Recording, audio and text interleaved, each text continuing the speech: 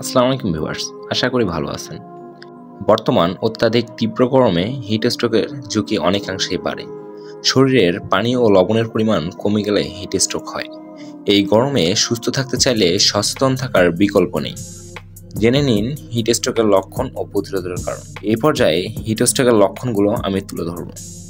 মাথা ব্যথা, চোখে ঝাপসা দেখা, মাংসপেশির ব্যথা ও দুর্বলতা, শ্বাস প্রশ্বাস দ্রুত হওয়া, ত্বক লালচে হয়ে ওঠা, গরম লাগলেও ঘাম কম হওয়া, বমি হওয়া, হৃদস্পন্দন বেড়ে যাওয়া, হাঁটতে কষ্ট হওয়া।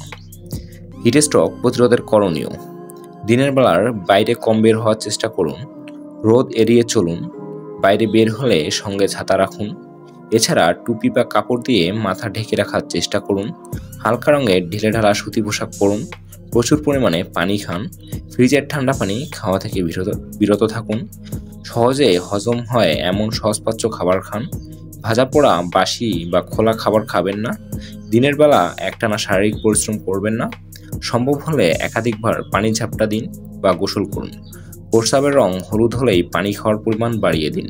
ঘরের পরিবেশ যেন অতিরিক্ত গরম বা ভ্যাপসা না হয় সেদিকে লক্ষ্য রাখুন। বেশি অসুস্থ বোধ করলে দ্রুত চিকিৎসকের শরণাপন্ন হন। আজকের মতো ভিডিও এই পর্যন্তই।